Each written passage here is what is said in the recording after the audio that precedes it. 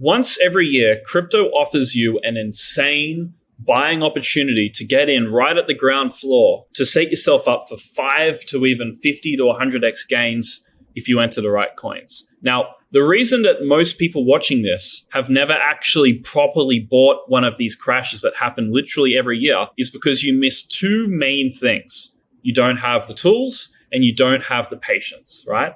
So in this video, I want to give you the mindset and I want to give you the exact tools that are going to enable you to implement crypto's most lucrative investing strategy, which is going to take you the least amount of time to implement. It's going to affect you the least emotionally, and it's going to be the safest, most risk-free way that you can make money in crypto. And it's going to have a higher probability of you being able to buy bottoms when they come. Okay, so let's get straight into it. So first off, is this you? You make irrational decisions about buying and selling from what you see online, right? You go on Twitter, your favorite crypto influencer says, I'm buying this coin. You've got some cash sitting there and you're like, oh, I got to buy. I got to get in right now, right? Is that you? Or when as soon as you get capital, are you putting it into the first coin that you see? Like imagine you got $3,000 from insurance or your monthly paycheck came through and you're just like, okay, what coin am I going to buy? Like today, like what am I buying today? Or do you not have a refined strategy? Are you just sort of guessing what to do day to day based off what your favorite account online says? Oh yeah, Crypto Daddy said you should buy this coin called Doge because it's going to go up because Elon's going to use it. Okay, I'm going to follow this guy. Or do you never seem to have money when it really counts? Do you always seem to be broke when the market bottoms, right? Do you have these problems? Well, if you do, this is why this approach to crypto doesn't work. So what you're looking at here is the Bitcoin chart. And in green, I'm highlighting the areas where we have that once a year huge capitulation bottom buying event. And the red zone is all the area before that entry where if you had bought, you would have lost money. So what you can see here is that if you do not buy the bottom, you have a significant period where if you had bought earlier, you lost lots of money. So the moral of the story is 90% of the time is a no buy zone.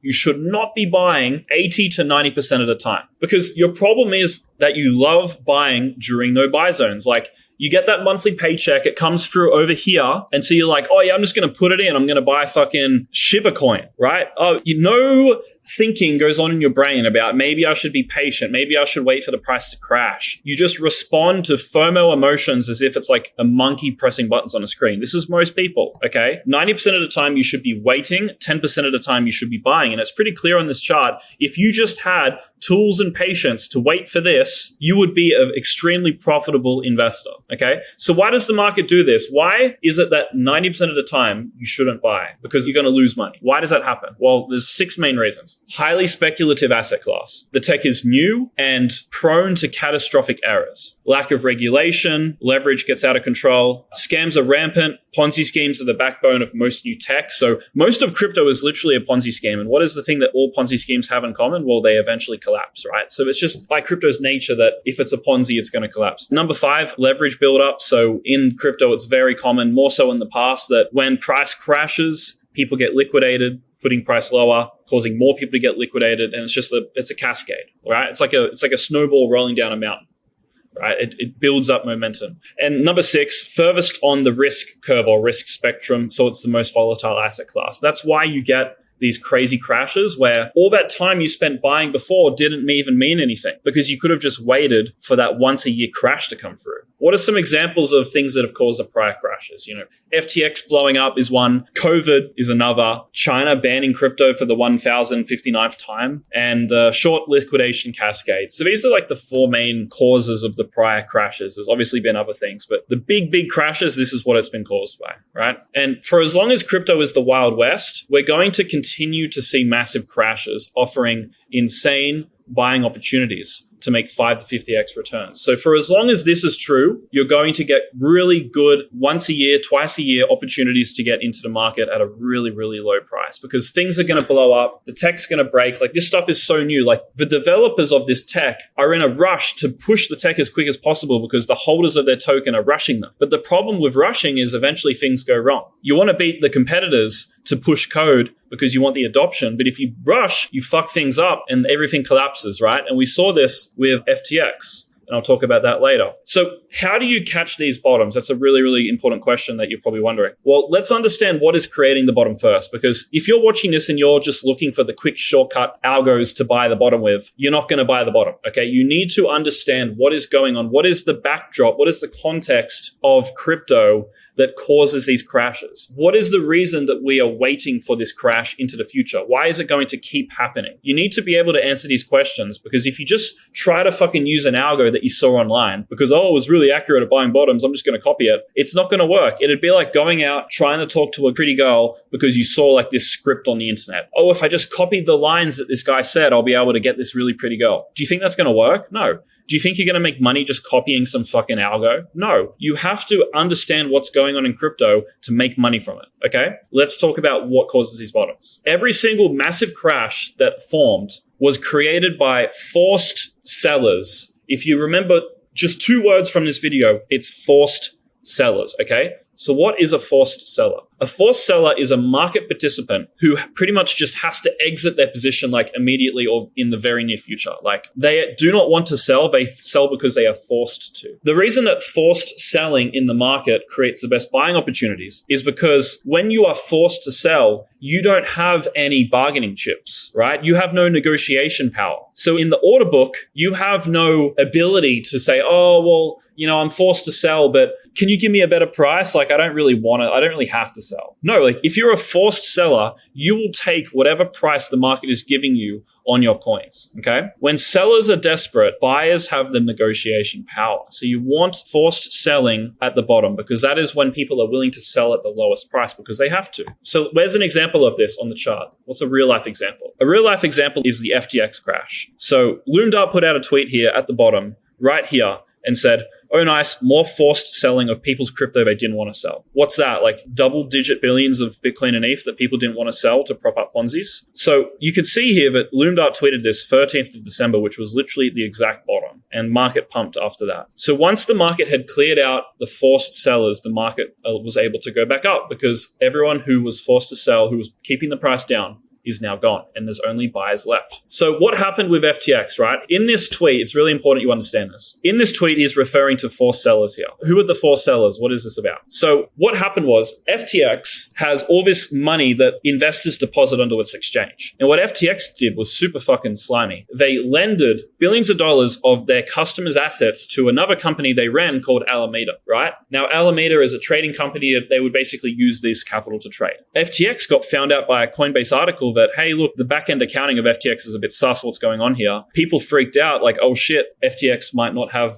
enough money to actually run this exchange. We got to withdraw because they're going to run out of money. So $6 billion of money got withdrawn from FTX within like a few days. And eventually FTX paused withdrawals and they declared bankruptcy. And they said, look, we don't have the money to service all of your deposits. We fucked up. And what this caused is that hundreds of crypto projects stored money on FTX, right? This customer's assets is not just people like you and I. It's really big companies who hold other customers' assets holding their money on FTX. And what happened was a lot of companies also declared bankruptcy. And when you declare bankruptcy, you have to obviously pause everything and you're going to have to sell your coins to return money to investors. Hundreds of projects are now forced to sell their coins because of the issue of FTX as they shut down and declared bankruptcy and they sort of recouped their losses. So you had hundreds of different projects selling coins, which was forced sell pressure, all at the same time in the market. Meanwhile, FTX is collapsing. And that's why you had such a low price for Bitcoin, why the market was able to bottom right here, because it had all this forced selling all at once. And once the forced selling was done, after a couple months, then price obviously went up. Here's an example, right? Voyager had a few $1 million of exposure to the FTX situation, and they ended up filing for bankruptcy. That was one of the reasons they filed for bankruptcy. They're auctioning $1.4 billion worth of assets in the following months, right? So $1.4 million of sell pressure where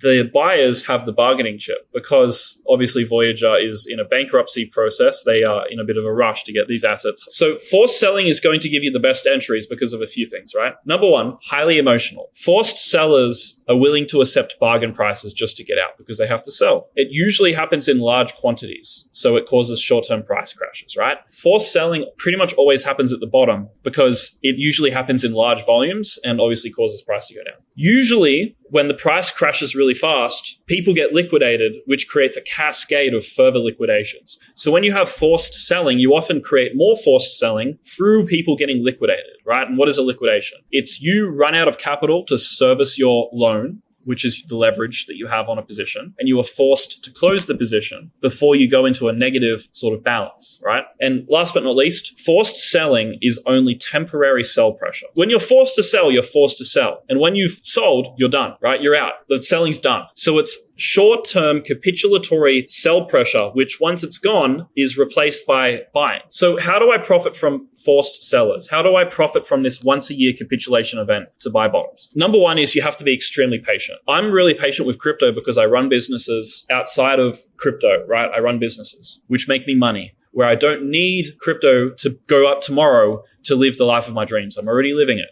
Okay, so I'm able to be patient. Crypto is just a bonus, right? If crypto is a bonus, I don't give a fuck. Like, oh, it's going to take 2 years to go up. Cool. I'm going to keep living my life as if I had already made a 10x in a bull run. So I can be extremely patient. And you should be able to put yourself in a position where you are able to be patient as well. Now, what I also do is I use a series of data sets to track when capitulation and forced selling occurs. I spend about 2 hours a week, roughly, give or take, sometimes more, sometimes less, analyzing these data sets. So basically, I got a list, I go through it a few times a week, and I'm basically just waiting for all the different data sets to line up. Because at the bottom of a huge capitulation crash, when there's forced sellers, all my data sets are going to be going bing, bing, bing, bing, bing, bing, bing, time to buy. And that's when I go in. Number 3, focus on cash flow. Sort of what I said before, I run businesses. So this strategy allows me to make money in crypto with infinite scalability because I can basically like put millions of dollars in, and not have liquidity issues while investing the minimum amount of time. So 2 hours a week, you can implement the most scalable strategy with the least emotions involved. And also what I also do is I dollar cost average small portions every week. So I'm always buying a little bit of crypto because in the back of your mind, you're always thinking, oh, but what if it doesn't happen again? What if that was the last capitulation? And to avoid the emotions, to make it easier to be patient, I put a little bit into the market so that even if the market's going up and I haven't bought a big amount, I'm still making some money. Okay. It helps minimize impatience. All right. Now the fun part that you've all been waiting for. I have 6 main data sets, okay? Many of you have probably heard of the first one. You probably haven't heard of these other ones. There's one of them called skew constant maturity. It basically measures the skew of the derivative options market. Now, I don't want to get too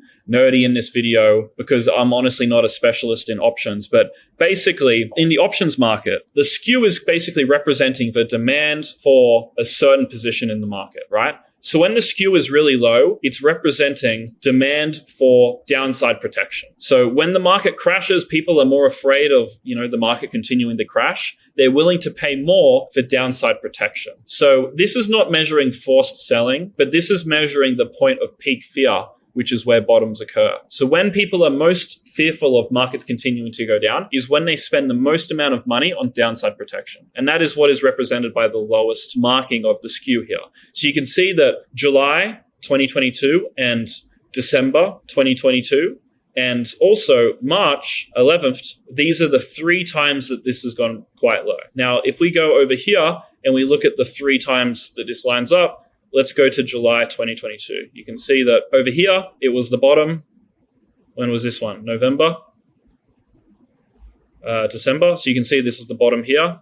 And March 11th was the other time that it went down, okay? So you can see that this tool is very accurate. Now, the second tool is the Hunter Algo. So this is basically my buy low, sell high algorithm, which uses funding data, okay? So this, again, is not measuring forced selling so much, but it is measuring something very similar to the prior data set, which is the sentiment and the demand for downside exposure or upside exposure. So I don't want to get too nerdy again, but when there is a large demand for basically shorting, it is very likely that the market is near a bottom. Because as I said before, the point of most fear where people are most confident that the price is going down is when it is the bottom. And you can see it's very simple. I have a Telegram chat. It basically just sends signals. So you can see buy here, sell here, buy here, sell here. It's been pretty accurate. And I've been using it since July 2021 is when I started. August 2021 is when I first made it. Okay. I've been using it since. Now let's look at the next one. This is called BTC annualized daily basis. So very, very similar again to the prior chart. It's not measuring forced selling. It's a futures measurement. So it's measuring like longing and shorting essentially. It's basically the basis rate between futures and spot price. Very similar to funding. You can see here